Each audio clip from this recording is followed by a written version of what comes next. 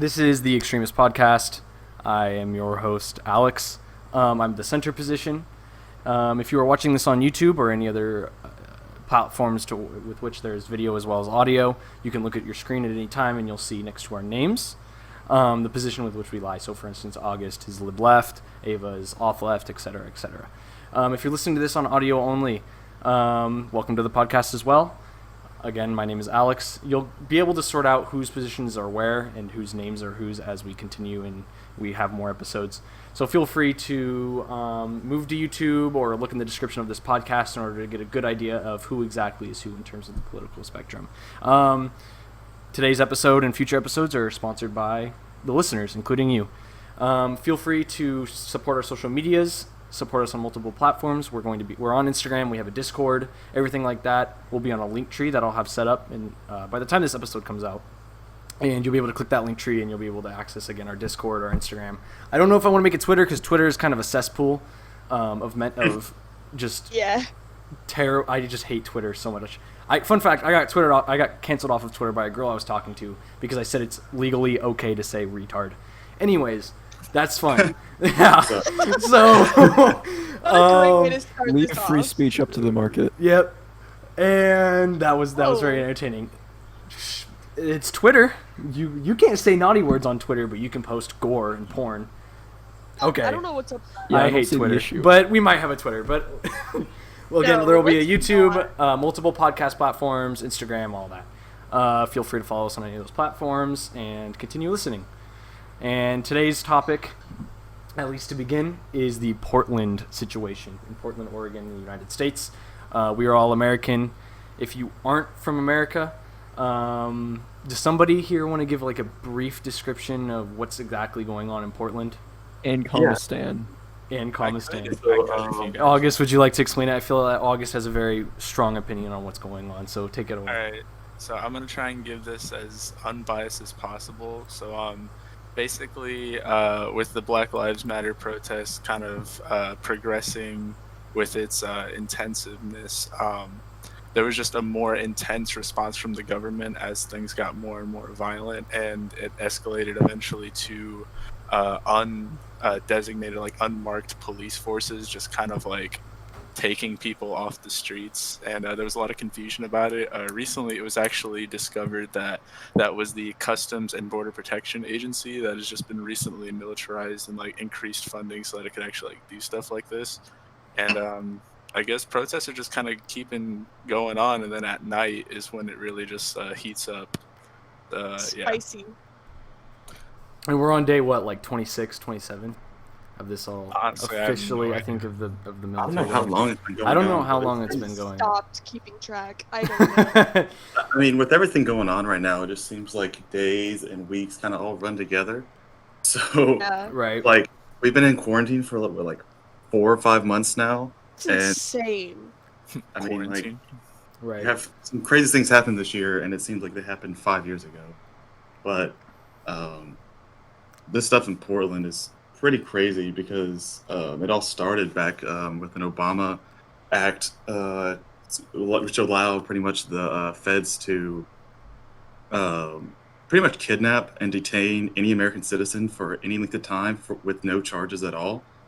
And so, which I'm just going to say that libertarians back when it came out was very against this. And then now you can see it happening against mostly socialist, libertarian left, authoritarian left people. So, which as a libertarian, I've seen different stuff on this, but to me, I think it's wrong anytime the Fed kidnaps and detains people without cause.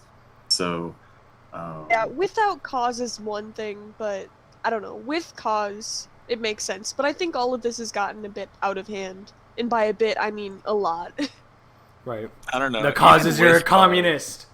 Yeah, like even with cause though, like all the rules that are set in place, it's just kind of ridiculous that this is what the government's going to. Like it just like as soon as things started, like shit starts to hit the fan, they just throw all that out the window and they're just like, all right, guys, we're just gonna start snatching you up off the road. Say bye bye to your rights now because you had a bad thought.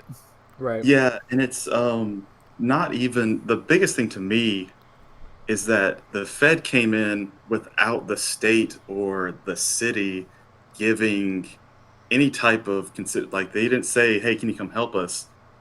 The city had already decided, "Listen, we're gonna allow these protesters to do what they want to do.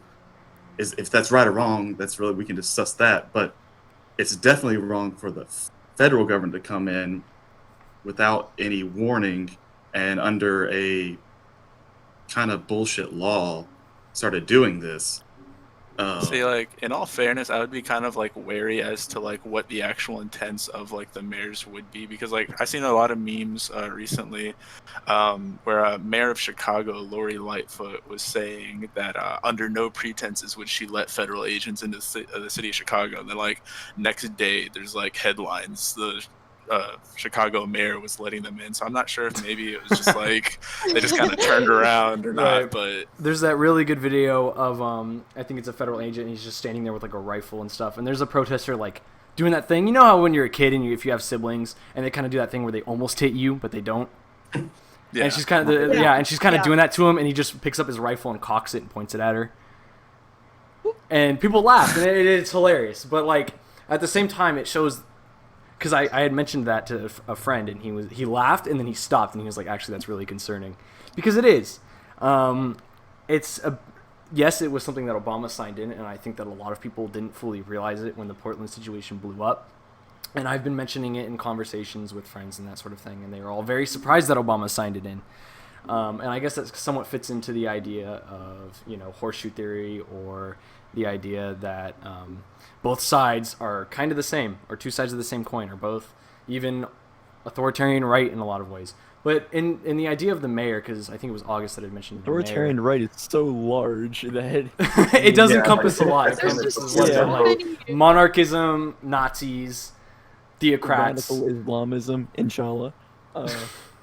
And then also there's so much too, like right beside each other. You have a lot of stuff in there, and I think that the idea of mayors is interesting because we've seen the Portland mayor since the beginning. He is very left, right? I believe he is a socialist, he's been bending to that like mob, right? I'll call it the mob because I've been talking a lot about like mob thing. He's been bending to that mob, and it's funny because he went to go protest with them the other night, and they were just still in his face, still mocking him constantly and telling him he's not doing enough and he's a terrible person. So I think that it's interesting that how far does someone need to go who's a public figure or a politician before the mob will accept them? Literally, King Louis of France protesting with the protesters against him. Yeah. Well, there was I know the mayor actually did get tear gassed. He went to one of the protests and he got tear gassed, but at the same time, he was also asking the protesters to stop doing what they're doing to the federal building. I saw some stuff on this, but pretty much he told them to stop, and then people were like, pretty much, "Fuck you! No, we're not going to stop." I mean, I appreciate like all of the efforts that's going into the protest, but I just feel like overall it needs to be a lot more organized because people are just going out and doing whatever they want, but like, there just needs to be more of like a basis and like a ground for here's what we're going to do, here's exactly how we're going to do it. And I feel like that's just not there, and it's causing more harm than it is good. Right. So, yeah, I think I'm seeing a lot of off lefts who are saying that. And they're like, if you want to protest and you want to go against the government, you should definitely be more organized. And I agree. I don't necessarily support it, but I agree. It's the same thing with like the impeachment, right? Right. I thought it was a waste of taxpayer dollars. I thought it was a waste of time because it wasn't going to happen. And I was saying that from the beginning. If you want to get him out of office, you need to come up with an idea that will actually work. And you can't waste the taxpayer dollars because when you do that, they get more upset and they'll go more towards they'll drift more towards the ideas you're trying to fight against. Yeah, like to address that though, like it sort of comes from like a childish understanding of how like government systems actually work. Like everyone, like to go back to the Portland mayor where he's out there protesting with them, people have to realize that like a systematic issue doesn't stop with the figurehead. Like you can impeach Trump, it doesn't change the fact that like the Senate's still controlled by Republicans. They're just not going to pass shit even if there was a Democratic president. Exactly, and that's what I was thinking the whole time. I was just, when all of it was going down, I was just thinking, well, most of the government is still Republican controlled, and a lot of it is like based. It wouldn't be in- different if it was Democrat controlled. Right. They're The pretty parties much are the so same similar, party. right?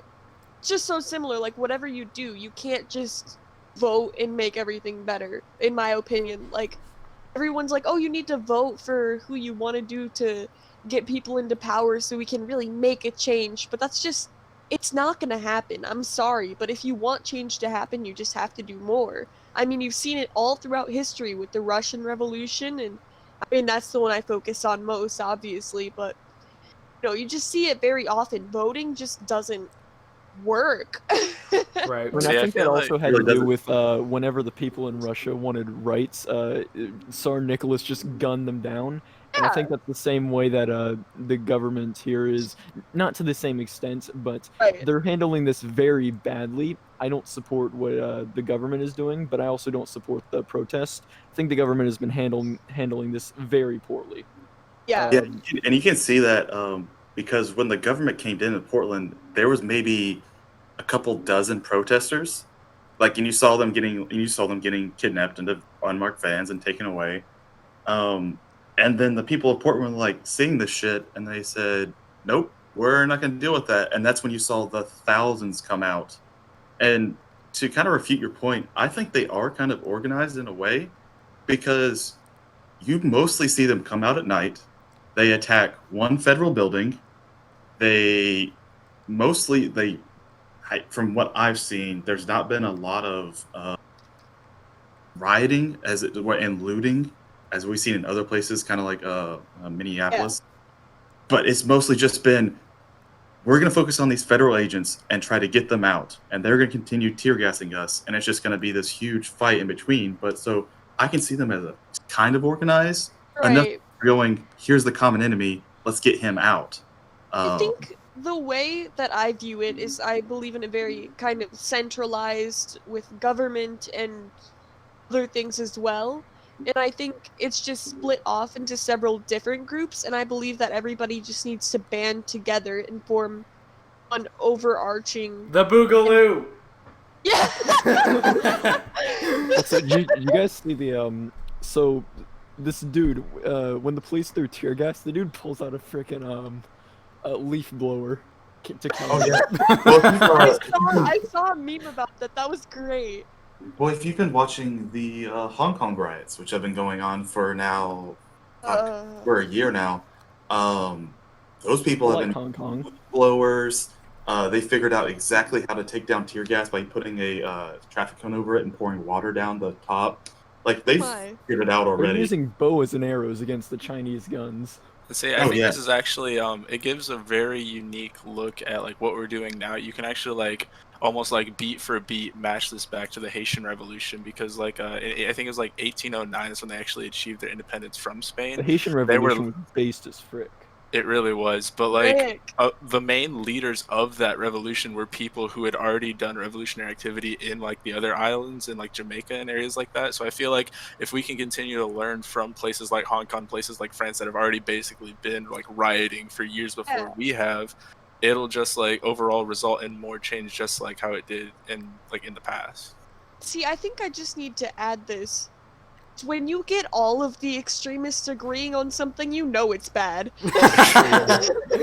Right. And I think Well, I Hong think there Kong would have been other authorites that would disagree with. my Oh, view on definitely. this. I think there would be a lot of absolutely not. authorites. There would be a Definitely lot not. of liberites. A lot of them pretending to be liberites when really they're authorites. I know a lot of there off are- lefts who are against it too. Yeah, It's- they are. And I'm seeing a lot of off lefts who are like against it in the sense of it's not It's not the right. it's kind of not the revolution. right kind of revolution. And I think we saw that with like Wait, I- Chaz/Chop, whatever you want to call it, where like Yeah. they broke away, and I saw floods because I try to follow people from all over the political spectrum, and sometimes Yeah, I see right. some frankly weird shit.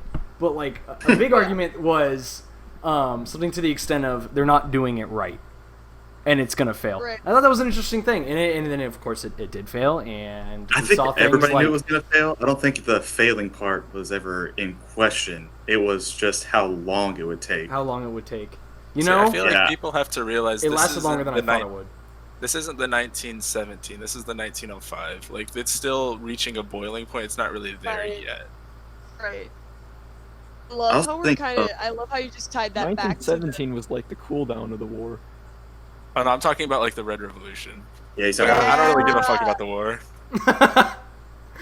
Now y'all are just getting me excited, like hyped up. Like if y'all are comparing this to the Russian Revolution, I mean, count me. but, like, One Communism! Islamic Heck yeah. communism. I'd tell you that also, actually a led, lot of libertarians during that war.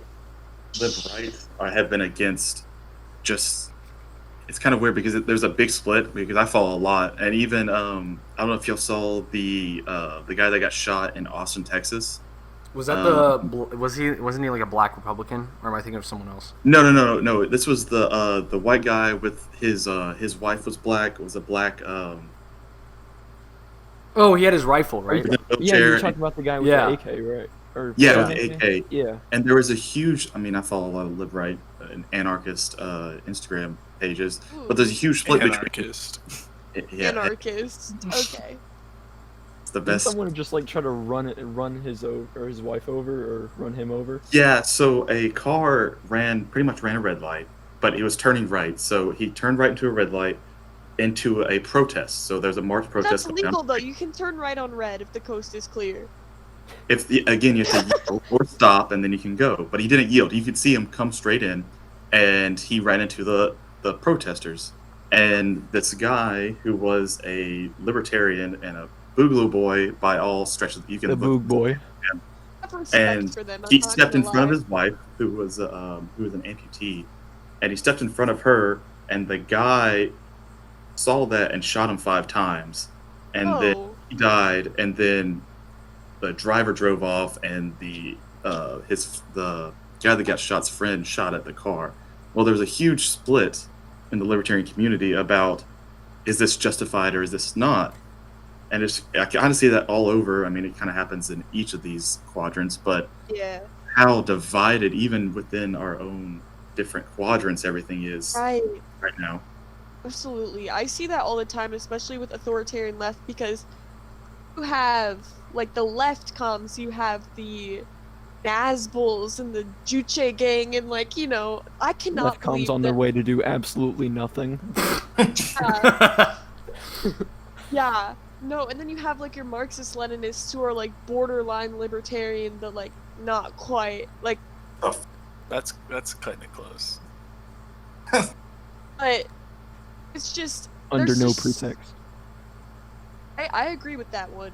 Under no But- pretext should Good. any worker be disarmed in any way. Or Yes, however give exactly everybody... Arm Base- everyone. Based frick. Arm everyone, therefore No. we can have an easier time taking over the I government. think Just that's saying. interesting.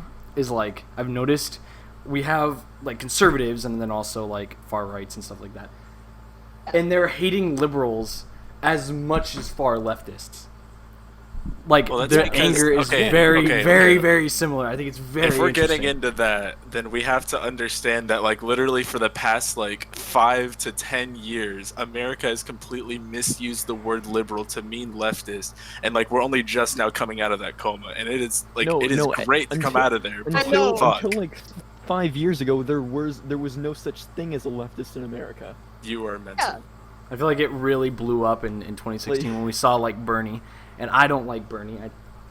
Without came getting into too much the into it, mainstream, I don't like him. The world I- started.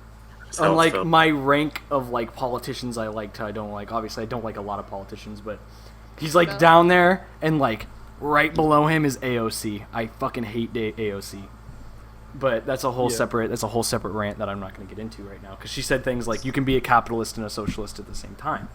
No, you can't. No, I you mean, can't. They're state capitalists. I know, but she just Okay. socialism and capitalism, just those two ideas. You can be them at the same Didn't she time. say like everyone is unemployed because, or people are unemployed because everyone has 2 jobs? No, she said unemployment is low because everyone has 2 jobs. Oh, okay. Yeah, so it's kind of like a really How stupid does that even? comment. That doesn't even make sense. My brain I'm hurt. sorry.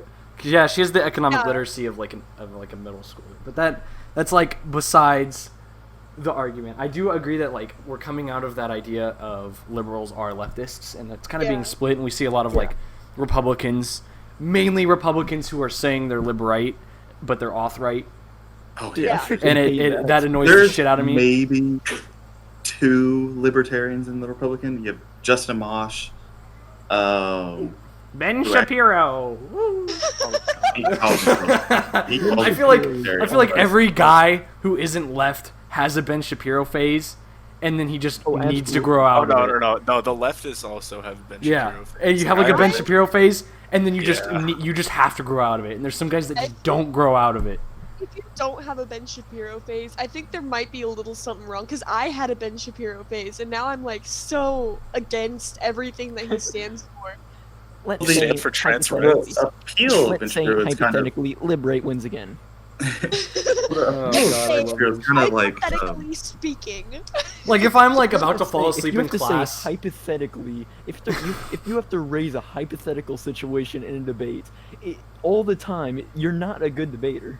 I'm just Well, like, He's always been a terrible debater. If you look at like Absolutely. how he actually phrases his questions, like everyone like in 2016 they're like, "Oh yeah, guys, own the feminazi," but then like 3 years later when you actually I go used through to and be read one what of he's those people saying, that- Because what he does is he kind of overwhelms his opponent, and you see that with people all the time when you're having arguments with people. There's this fucking dude, kid I hate, he and speaks just- so fast. He they speaks can't fast, understand and him. he overwhelms a lot of information. So there's a lot of people who can't handle that because they don't know which part of the argument to address, and they don't know how I to mean, most of centralize it's their false argument. So anyway. small. I was Well- talking to a friend, and I said that Ben Shapiro was a bad debater, and they said I spend way too much time around liberals. Like if I fall, like if I'm in class and I'm bored out of my mind and I'm about to pass out, maybe I'll put on a Ben Shapiro wrecked compilation, libtard Yeah. number 34. Well, Like that's- maybe, that's- and I'll just like half listen Again, to it with, as I pass out because I need something to listen to while I fall asleep. It was like back in like 2014, whenever he had the gun control debate with Pierce Morgan, and that's pretty much like Oh, where that he was got- really good.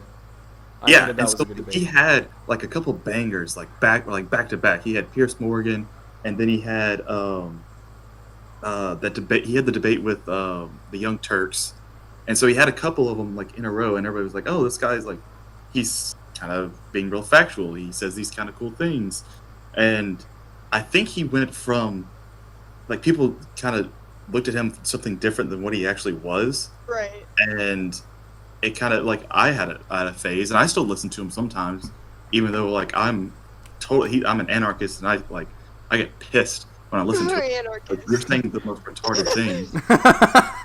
Like he'll just straight up like be like, yeah, like it was justified that guy should die, or like, I mean, he didn't say that exactly, but he justifies people being killed by police because the police need to be like respected, and he like said I know police that he. have more money. He says he's a classical libertarian, and then you see his political compass results, which I feel like whenever you take the political compass, you should take your result and then move it a little bit to the right, and then a little bit up. Oh, Right? I absolutely. feel like that's fair. I moved mine And down. he's like, Let's not do that. He's because like- that puts me in like Nazbol and Juche range, and I really don't want to. he's be like there. very, very right economically, but he's like, he's like he's just authoritarian enough to be See, alt-right. yeah. But it's Looking also at the bench- compass, so looking Yeah, at Ben I hate that Shapiro's political. looking at like what like the things he's actually said, like I feel like there's something to be said about his contemporaries, like for instance Milo Yiannopoulos. I was watching a documentary of like the rise and fall of Milo Yiannopoulos' speaking career earlier today, and it was like it came out like months afterwards that he was just getting paid to say the most inflammatory stuff possible, but like when you look at what he was saying compared to what Ben Shapiro was saying, it wasn't really too far different. So like, where do we really draw the line between like people who are trying to be entertaining with how inflammatory they're being, and like people who actually believe those things, and like how do you Right. even know the difference anymore? I honestly, when I first started listening to Ben Shapiro, I thought that it was a joke and that he was just trolling, and then I realized he wasn't, and I got a little concerned. I know that he denounced this, but didn't he write an article saying how it's completely okay that Palestinian civilians die in the Middle East? isn't he And very, that's- very depends on what it was pro I know Israel? that he denounced it, but like Yeah. I think he is Jewish. it's a little concerning. Yeah. So what's interesting actually is I was reading up on this today. Jews now, and especially rich Jews, Watch are yourself now now. starting to donate more to the Democrat Party than they are to the Republicans. Oh yeah. And I think that's very They've always interesting. done that, And I think that that was always a thing. No, I'm pretty sure they donated to Republicans for a while because they were majority pro-Israel and pro-giving a lot of money to Israel. And we saw that with, like, the last 3 presidents all going to Israel and wearing the yarmulke. And like touching the wall and, you know, like doing the prayer and stuff like that because they have to appeal to that because there's a lot of Jewish billionaires. And now they're disproportionately voting Democrat. And I remember growing up and I had this really, really close Jewish friend and his mom explained that, like, whenever there were tensions, Israel versus Palestine, but just Israel versus the Middle East in general, they would, like, a bunch of Jews would fly back to Israel. And I don't know if that's true or not, but that's the way she explained it to me in her, like, thick Israelite accent. And, like, now I think that it's becoming a lot more so, especially with the new generation of Jewish people in America, that they don't support Israel. And what was it? I'm pretty sure it was the story of, like, the kid who threw a rock at the border and got a bullet in his head or something like that. Yeah, that was... I almost said funny. It's not funny. Yeah. I just thought myself, I was like, it's not funny. It's a really fucked up situation over there because it's hard to look at the U.S. and, like, how people defend the U.S. and, like, oh, our borders, like, we have to have a border wall, and then the same people will say, oh, but we can't, like, Israel shouldn't be able to, like, do what they want to do, and I'm kind of like, let them just fucking do what they want. Can we just stop giving them billions? Like, can we just stop? Like, do we have to? I feel like America gets so far involved in everything. Like, whenever their allies, like, get into anything, they're on that. And America's just like, all right, we're going to do this and we're going to do this. And the other countries probably just leave us alone. I mean, I would be sick of it if I was Israel right now. Israel cosplay. Like, you're getting money. You're getting, like, so much out of this. You're getting so much, like, yeah, they get a ton. They get, I mean, their military is propped up. Like, they get so much military. Israeli military, more like the U.S. military. Real. I mean, they have but like based by themselves, but we give them a lot of vehicles, planes, weapons, and just money to prop it up.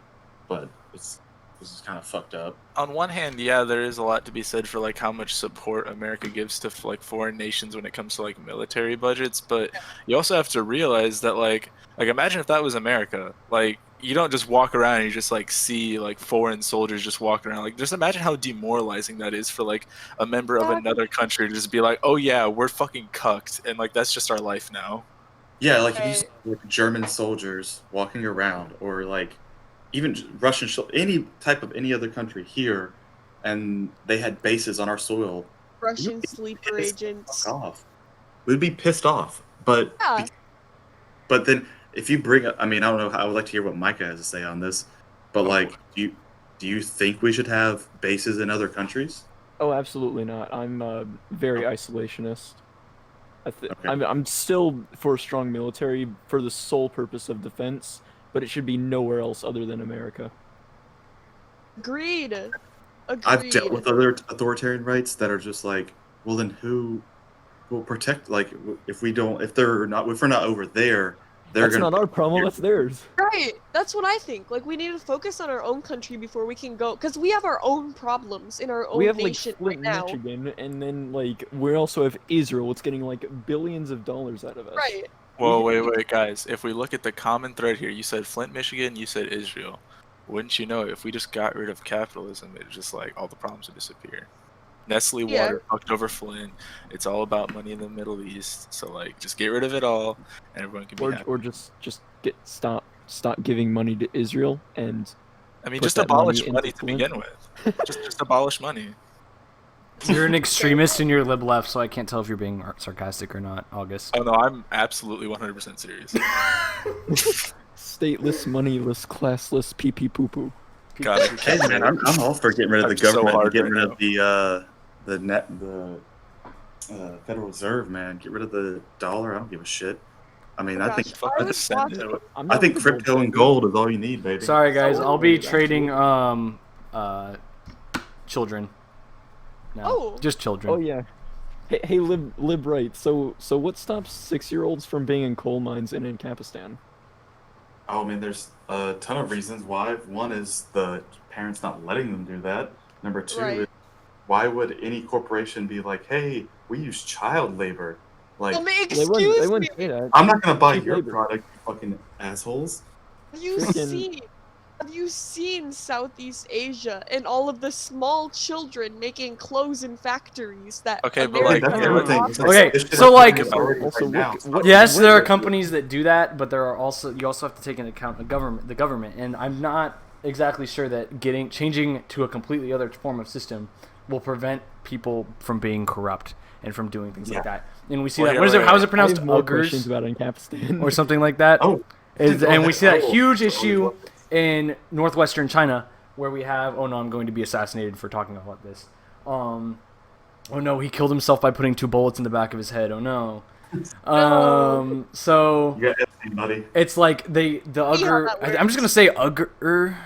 I don't know exactly how it's pronounced. Oh, yeah. I know what you I have mean. no Yeah, idea you- how.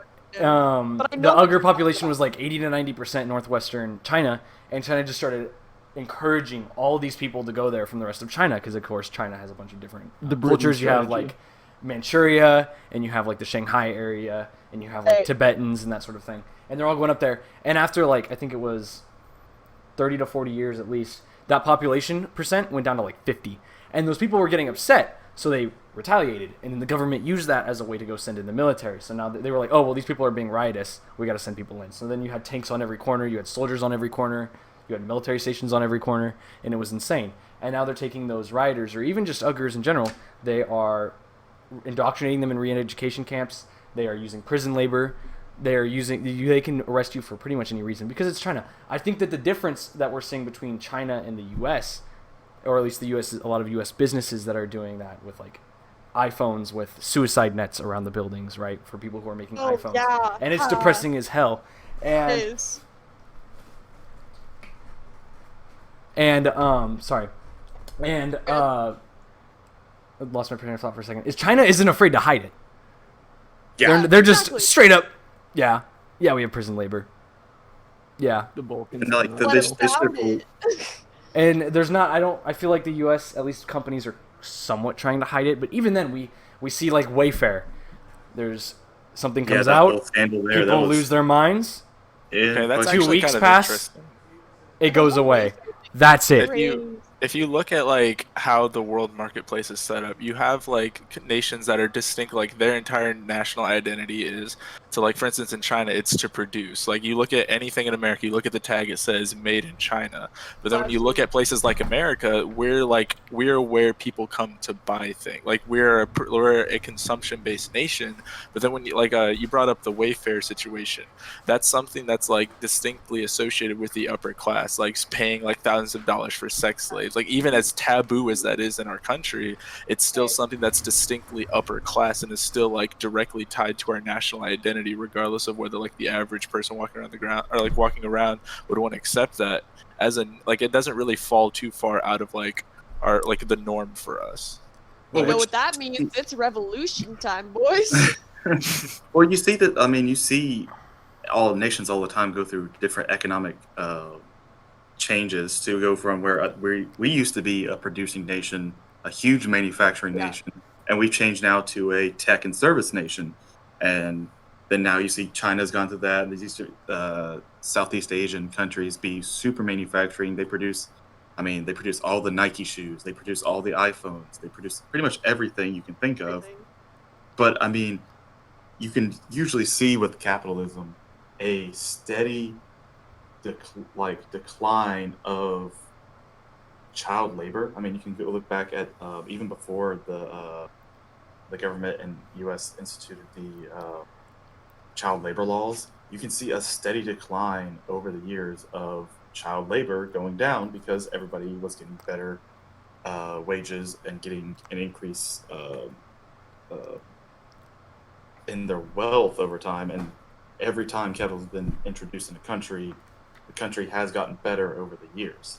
See, I feel like that's kind of a reductionist look at labor in general. Because when you say like, oh yeah, it got better for the kids, but then like the second that they turn 18, now they're just like wage slaves, and that's just their entire life. Like when you look at like, for instance, like islands in the Sentinelese over in India and like other nations that are like so far underdeveloped compared to like first world nations in America, they have like actual cults built around trying to replicate like first world technology. Like I've seen this before.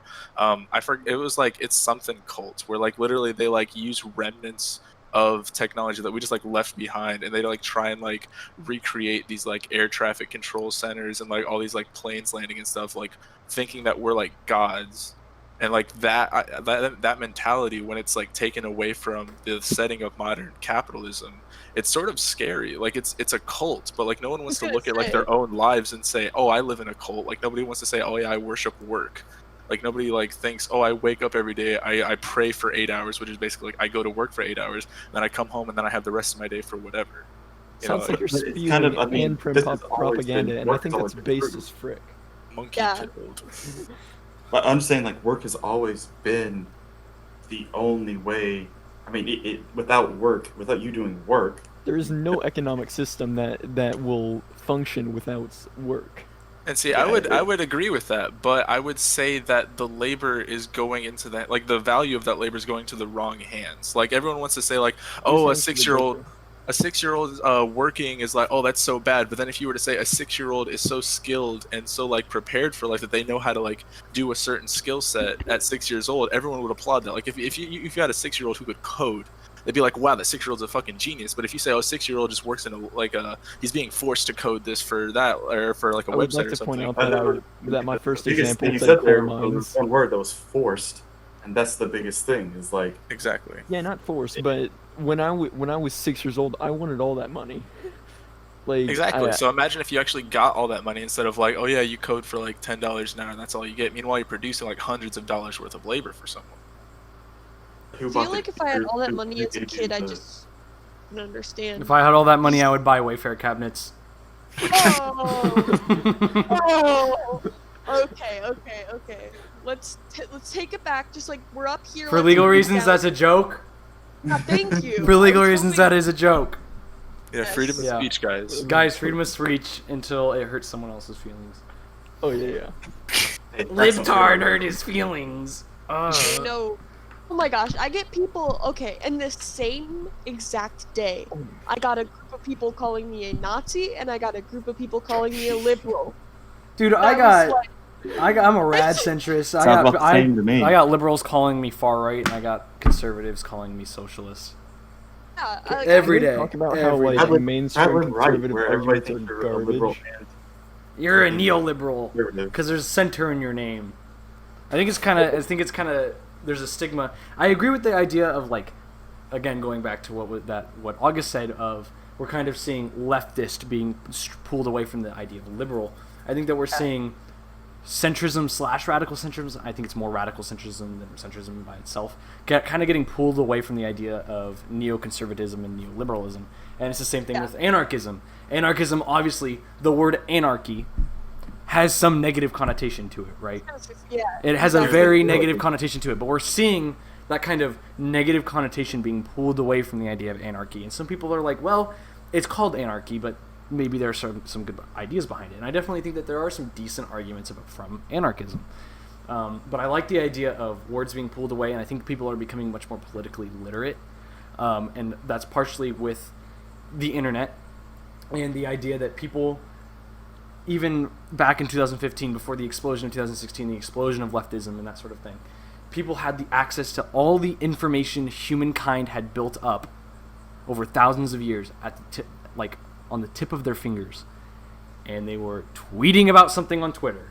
They were See, I posting feel about like sandwiches on Yeah, Instagram. I feel like the time of just labeling somebody, so like just saying, oh, you're a liberal, so that means you think this, and now you're a piece of shit. Like, I hope that time goes away, where we start just hearing people say what they think and then refuting those opinions, and not just Exactly. saying you belong to this group. Straw man arguments are the what best the group arguments. says, and then you're stupid because you're part of, like, that's such a really dumb way to see the world and treat individuals.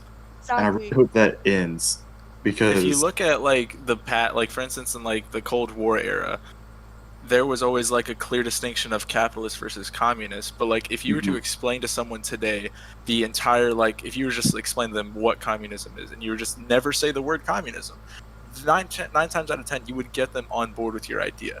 But how galvanized the idea is between like these false dichotomies that are set up between like competing nations, it's set up like generations ago, where like our grandparents were probably experiencing like all like the anti-communist propaganda being seen in the Cold War, but then like they don't know what that actually is, and they don't even know that they could agree with it until now that like we're slowly starting to get like move farther and further away from that centralized idea of like what it means to be an American. We're able to experience those ideas in like a platform that's just like across the entire world. Yeah, like growing up, I thought communism was like big, scary, bad. It is when the government does lots of stuff. Yes. It is when everyone equal Yes. pay for everyone. And then I got to read into it more, and I was like, okay, the negative connotations associated with communism, I'm just gonna put that aside, just look into this, and then I did, and look where I am now. Right, and I think that The wrong side of history. there are two That's things fair. with that sort of idea. There, I think that when it comes to like theology, not only politics but theology and hobbies and that sort of thing, you should be able to look into what you support or what you think gives you motivation and things like that. Like religion, for instance, I was a Lutheran, right? And then I actually explored theology. I explored, and I still explore theology. I explored Buddhism. I explored Catholicism. I explored Islam, and I found myself not being a Christian anymore. I find myself as a Buddhist, right? Because that's the ideas that I just accidentally opened Internet Explorer on my computer.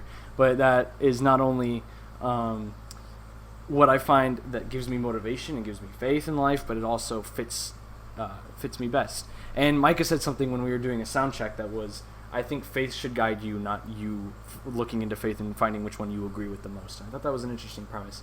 But I think we're seeing that more with politics. Is one, you should look into everything before you find an opinion.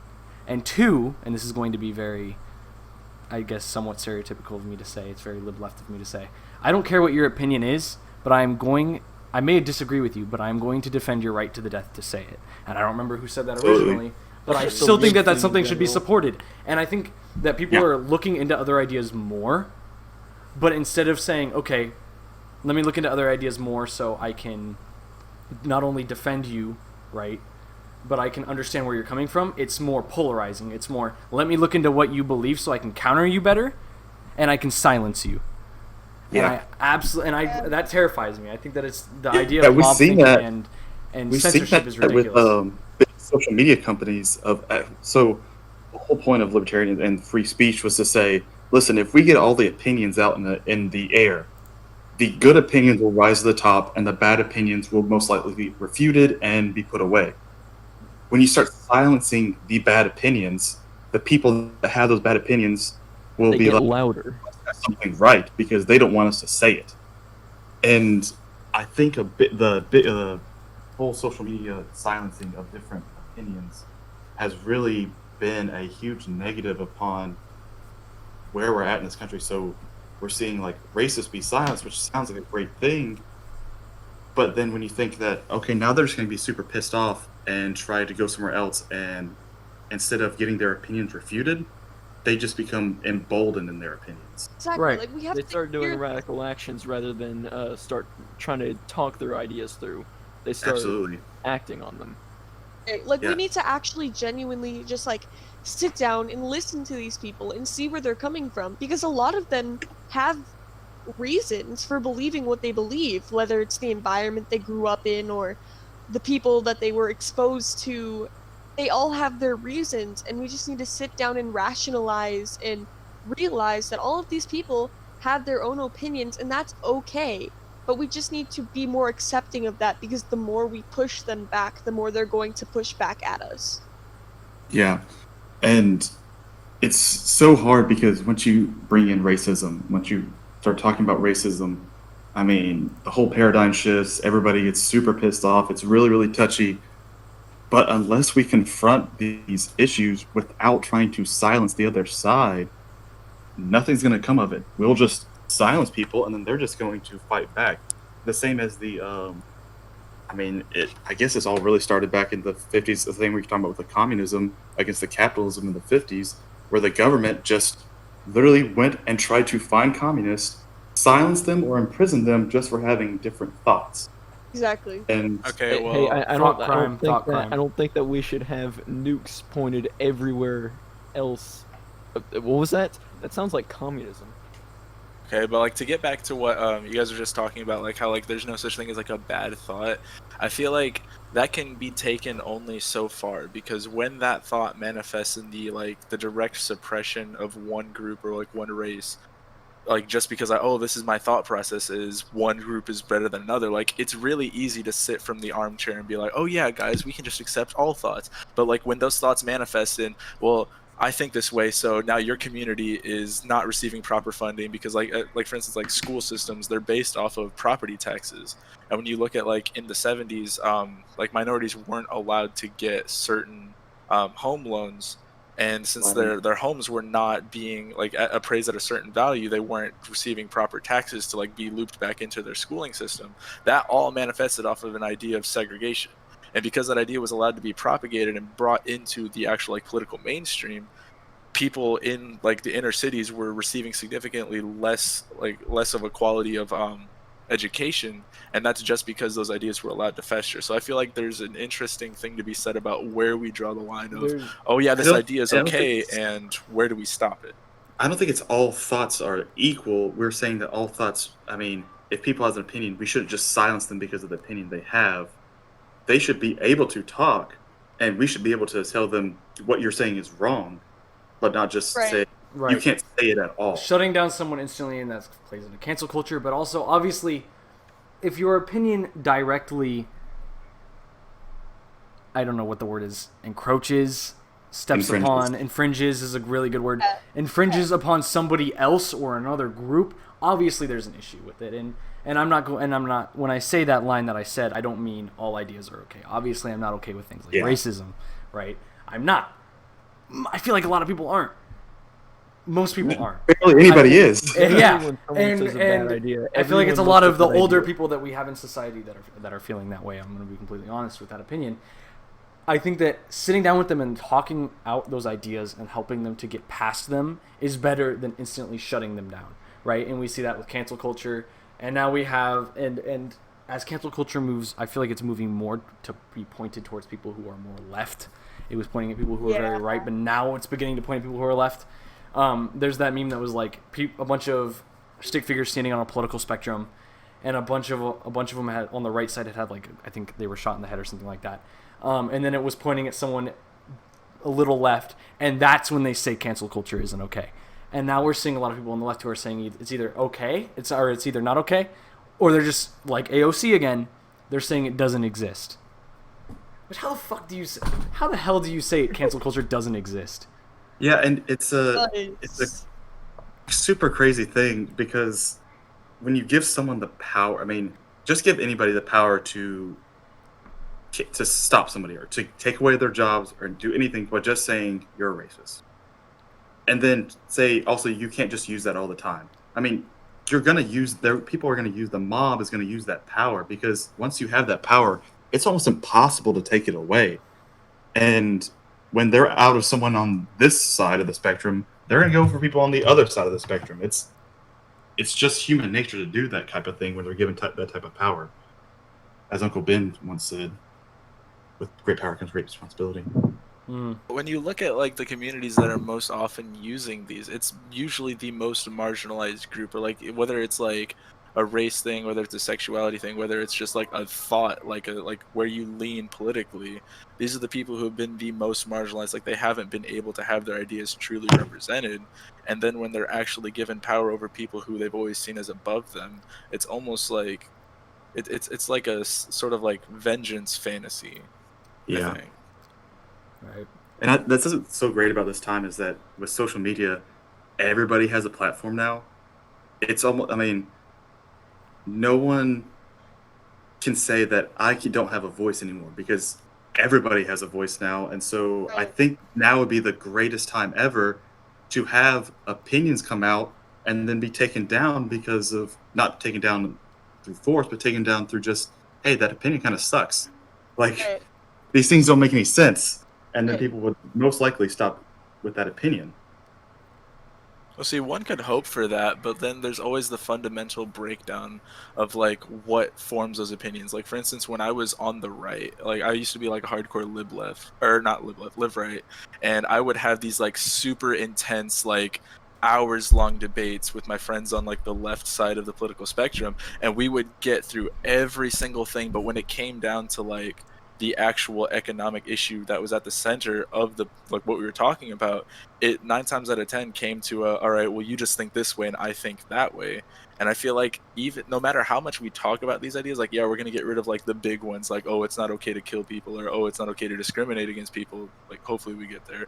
But at the end of the day, I feel like it's all we're going to do is just discuss these ideas, and people are going to be like more aware of the actual like political spectrum and like how you can think about things. But I don't think that we're actually going to see any like actual definitive best thought process on it. Right. As much as that sucks. And to that's say. we need to also understand how to what extent do your ideas go, right? And I think that there was a very interesting statistic that brings up an interesting part of the conversation. So millennials, right, when it comes to support of LGBTQ plus, whatever acronyms they use, I've seen it a lot of different ways. I'm just going to say LGBT. So millennial support for LGBT, right? The percent of millennials that support it is around 77%. But for Gen Z, it's 50%. It's gone down. What? Yeah, it's gone down a lot. And That I makes and I sense, saw that, actually. and I think it absolutely makes sense because we're seeing something. And I've said this my entire life. I don't give a shit if you're gay.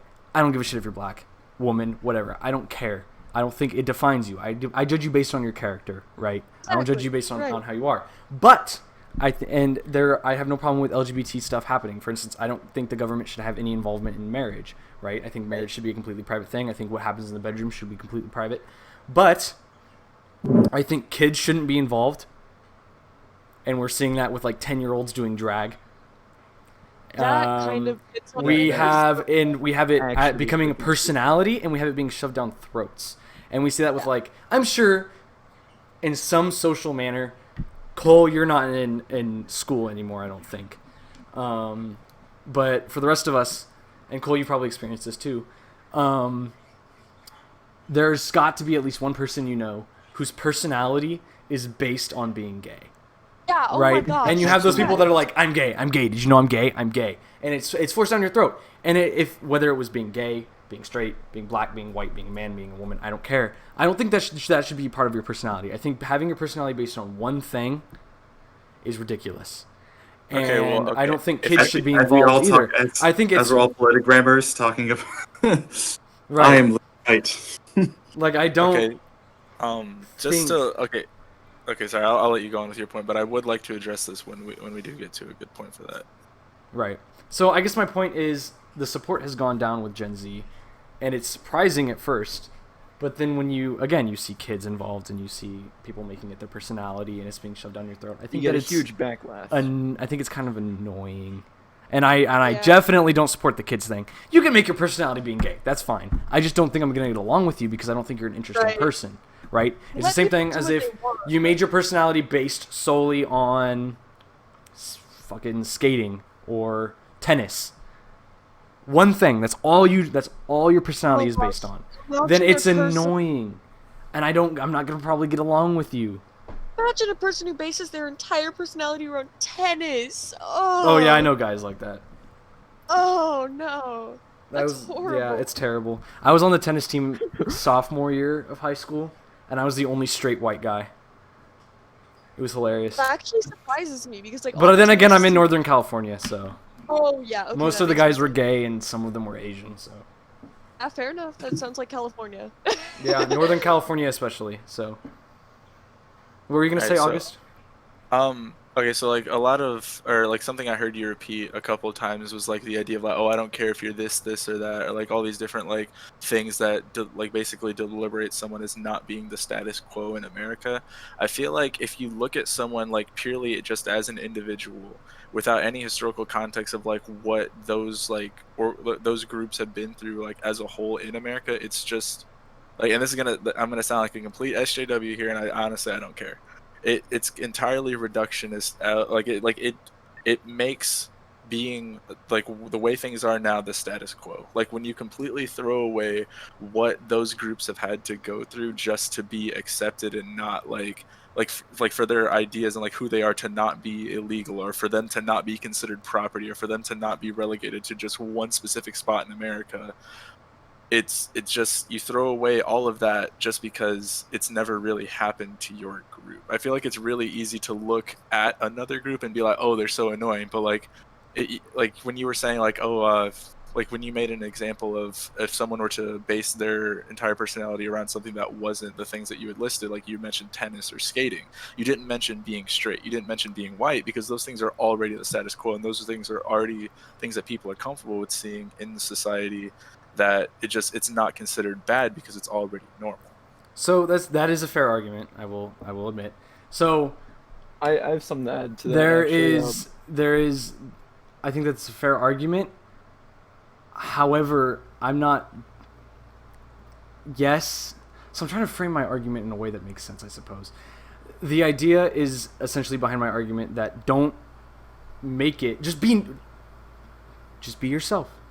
Don't make it you. Don't make it you as a person. I'm biracial, right? I'm half white and I'm Native American, right? I'm Dakota Sioux, right?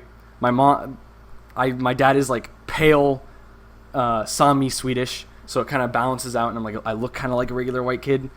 But my sisters and my mom and my mom's extended family all look very Native American. And I have been called a lot of things. I've been called race mixer. I've been called mixed blood, stuff like that, right?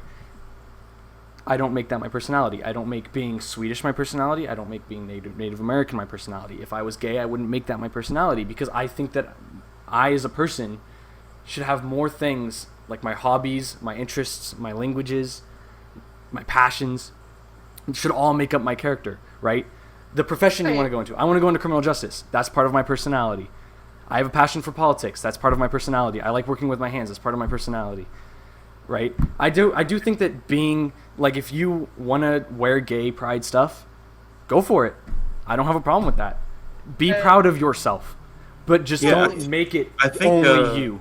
Don't make that only part of your personality. See, that's I think Alex, the other thing is kind of saying this is a difference between a personal kind of in a relationship stance of you saying I get annoyed by this, and also there's also between a personal and a political stance too. So like your political stance is nobody should be, or I know mine is, everybody should be equal in terms of the government. Nobody should give in favor, nobody should be giving disfavor, but personally I can have, who I like, who I don't like, not saying I don't like anybody because of their race or anything like that, but just sometimes some things annoy me if people act a certain way or do something like that. I can have my preference, but on a political and a social level, everybody to me is the same, and I can still understand where they came from, but I can still treat them as an equal. So I don't know if that kind of goes against what you're saying, August. No, I thought you were talking about me. Oh, or Alex, you both. Well, no, I think I agree with what you're saying. See, I would actually disagree. Is my thought process on it is okay, so I'm gonna be honest. I've heard this argument said by reactionaries a lot, where it's like people on the conservative like to own the lib, just like your personality type doesn't have to be I'm gay. Like I've heard that a lot. And when you look at who's propagating those ideas, you guys may be completely fine with gay. You may be completely fine with every race under the sun. You may be the most accepted people in the world. But when you look at who propagates those ideas and why those key traits are they're looked at negatively, like why wouldn't you look at someone who they never shut up about work? They're a complete workaholic. The argue, or like what you guys are saying here, it wasn't, oh man, I hate people who never shut up about work, or oh, I hate people who never shut up about doing sports or stuff. It was, I hate people who make being gay or being a minority their entire personality trait. I think Alex, I don't hate it at all. I think you can do it. To make one thing their whole life. I think it's one thing your whole life, or your own personality is annoying. I don't hate it. If I said I hate it, then I apologize for that. And it's literally, I think it's everything. Annoying, and it's everything. You could come up to me and you could be, I love the color green.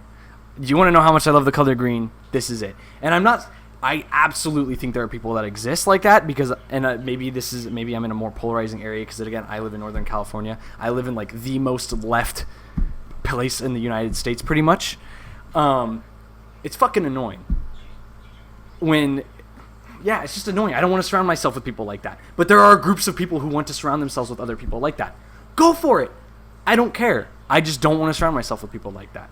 And it's the whole thing of your personal preference Okay, and your August. political preference. August. So, you know how you said that those types of people, let's say gays for now, how they had to have, they have a history of trying to, being able to express their views. Do you think that applies to like the generation that is in schools, like in high schools? I would say yes, because when you look at the TV that was on when we were kids, for instance, you look at the shows, they've always, like, if they're trying to be inclusive, they're particularly a liberal, I'm doing finger quotes here, a liberal show, they have, like, that gay character who's either shamed at, like, family events or stuff like that, where they're shamed for being gay, and, like, the entire episode is them coming out, and that's seen as, like, a heartwarming story, if that is the story, or they have, like, that weird character who's almost, like, queer-baited as being gay or being like a different sexual orientation, but it's seen as in a negative light. So in order for it to be so positively represented in today, like with like what's going on now, I feel like people should be allowed to make that something they're so vocal about because of how repressed it's been for so long. It's like an equal opposite reaction to the. So it's kind of like saying we were super oppressed, but now we're going to be super vocal about it. We're just going to go the opposite way to kind of balance these two sides. I'm guessing it's kind of how it happens. It's sort of like a repressed culture would be like, once they're actually allowed to, all of a sudden you see people celebrating their culture freely. And I feel like that would go with like a majority of ideas in the marketplace of ideas, you know, like even though, like if someone was like super proud of like their grandpa who served in World War II or something, like, even if it's on the wrong side, I feel like regardless of what like culture there has been repressed, as long as they're celebrating it and they're not like propagating it in a harmful way, it should be something that isn't seen as like a negative trait. Didn't you say earlier today that blood doesn't matter, or like what was the reason for that? Well, see, in that case, from what I understood, you were saying that you were one ethnicity, but you were more proud of a nationality, and I feel like the idea of like being proud of one in place of the other, it was sort of like that's a harmful idea, because then you're starting to place them in like orders of like which one is superior and like which one is better. And in that case, I would say they overall don't mean anything. But well, I mean, I view as where I live, and like where I live, the country that I'm in, America, is I view that above as a country that I just simply have blood from, because I don't really know much about that country. I just know, well, I have blood from it. But I'm just saying, because I live in America, I am going to support that one better or more. I mean, that's a fairly logical conclusion for people who live in countries in the modern day to arrive at. But for you to explicitly say, hey, this country's better by virtue of me being born there, like, you gotta admit that that's like fairly ignorant of the rest. I mean, I have other reasons for viewing America to be a little superior. I mean, and that's fine by virtue of your position on the political compass. I'm just saying, like, by my virtue of my position in the political compass, I would be apt to disagree. Obviously, yeah. I kind of want to go and provide a little bit of insight to before what you were saying with like the personality, and I know we kind of veered away from that, but I'd been kind of wanting to add in something, if that's okay. Yeah, is that right? Go for it. Okay, perfect. So this is something I don't talk about much, but I do have Asperger's syndrome, and I see a lot of people making their mental illness their personality. And as somebody who has a developmental disorder, I see that and think, that's annoying, and as like person in that position, I can see both sides, because on one side it's like you're not ashamed of who you are, but then I'm seeing where I'm at, and I'm not at all ashamed of who I am, but just I can have that understanding of knowing when it's appropriate to express that and when it's not, I feel like a lot of people don't really understand when they can say certain things around people, when it's appropriate, when it's not, and a lot of people, I think, struggle with that, and it ends up kind of coming off as this is their whole personality, because they just don't either know what else to talk about, or I don't really know where I'm going with this anymore, but I think you get the premise. You get the premise, right? Yeah, see, I feel think so. like there's something to be said about when it's appropriate. Like, I associate this with like the wants versus needs things, where it's sort of like you should be allowed to say it, and no one should really like see you saying this as a negative thing. However, when it comes to social etiquette, there's probably like a time where you shouldn't be talking about like your key personality trait. But if like if the core of what we're talking about is, oh man, this is inherently bad because this is something that defines them, I feel like I don't know. We should have a different perspective on that. I don't think that he was saying that it was bad. It's just it gets generally annoying to be around. It gets annoying to be around. That's the point. Again, it's not bad. I don't give a shit.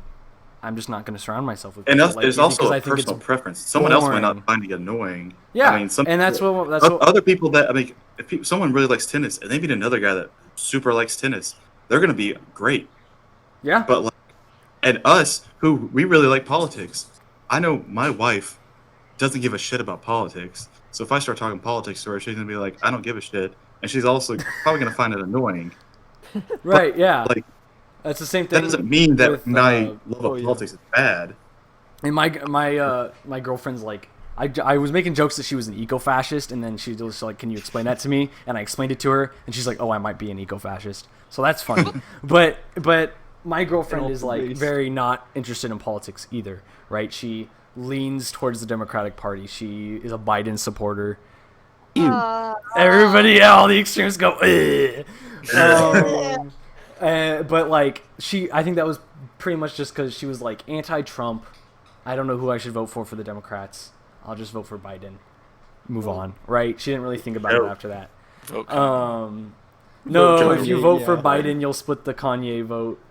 Yeah, Joe But- Jorgensen, baby, let's go. So like, no, I don't think it's bad. I just don't think there should never be one thing that defines you as a person. I think that it makes you a boring person. And I'm not going to surround I myself want to take with it you. back to like also a political thing is saying again, the government itself, or in my case, no government, but should any certain individual or certain group a special privilege over another group. And this goes for, I mean, for years we gave white people and straight people a very much advantage because we gave black people or gay people or anybody different than white and straight a disadvantage. Well, now we see that Asian people are now at a disadvantage because of certain different types of things in the government. And all this is bad. And I think understanding where like what has happened in the past, we can change that in the future and say everybody should be treated equally in the eyes of the government. Well, see, I feel like that's a good sentiment to have. But if you, like, for instance, if you were to start treating everyone equal, like right now, the race starts now, everyone's equal, like no matter where you're at right now, everyone just starts and they're equal. I feel like we did it. We ended racism. Well, see, I was actually about to get Racism's into that. illegal. It doesn't exist. It's illegal. It would just still be doing away with so much in the context of like what where we're still at in this country. Like you can still say like, oh yeah, just treat everyone equal, but like you were saying, like if people are already it's ending the cycle of these people get treated better, then this group hates that people, and so they kind of go. It's this cycle that happens over and over and over again, where if one group gets treated special, another group is going to be envious of that group and try to take that group down, and they become that group, or even. And so I'm saying if we make everybody equal, we have stopped the process.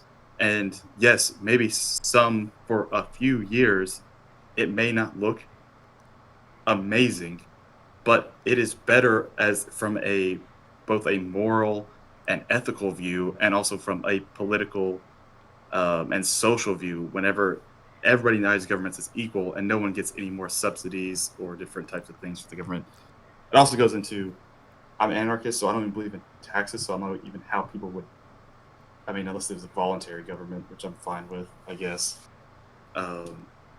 giving to the government so they can even give back to anybody else, any other group. Right. The moral of the story is that if you want to be equal, just endorse communism, and that is. Guys, Yeah, communism is literally classless, guys. Don't you understand? What do you mean? Okay. Closing thoughts. Communism killed everyone. Endorse communism. It's amazing. I'm too tired to really go off on that, but let's all endorse it for the benefit of our future and the benefit of future generations. No, I'm gonna stick with Amen. neoliberalism. Okay, thank you. I have an actual closing statement, and it kind of goes. Actual closing statement. About. Sorry, continue then.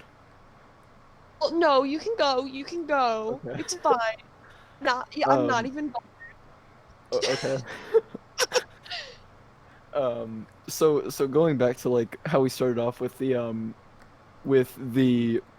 Chaz thing. So I watched the live stream of when it first started, and within the first 4 hours, didn't it like run out of they got cut out of like water, and the power got shut off within 4 hours. Something like Moral that. of the story: anarchy doesn't work. End of the podcast. Closing statement from me. Go become a dues-paying member of the IWW, the International Workers of the World. Unionize, unionize, unionize, and fuck capitalism. Bye. Okay. Absolutely. All right. Closing sentences. Thank you for tuning into the podcast. This is the Extremists Podcast. I didn't even get a closing sentence. Fuck you. Again, this podcast, I know, I didn't even this get a episode win. and episodes like it were brought to you by viewers like you. Feel free to support us by... Thank you. Feel free to support us by following our Instagram and joining our Discord and participating in general discussions. Yeah. I had an idea just the other day, and I think I will be implementing this in future episodes. Taking a question at the end of each episode from a viewer and discussing it for maybe the last 15 minutes of the podcast. We'll see. Depends on what times we record. Right now we're recording at like 10 PST, and I think there's only 2 of us that live in Pacific time. So it's midnight for some of these people. So I'm going to let them go. Yeah. Thank you for tuning in. Watch out for the next episodes. I think I will be uploading these on Thursdays, either Thursdays or Mondays. You'll know at the time of release. And keep a lookout for future episodes. Thank you for listening.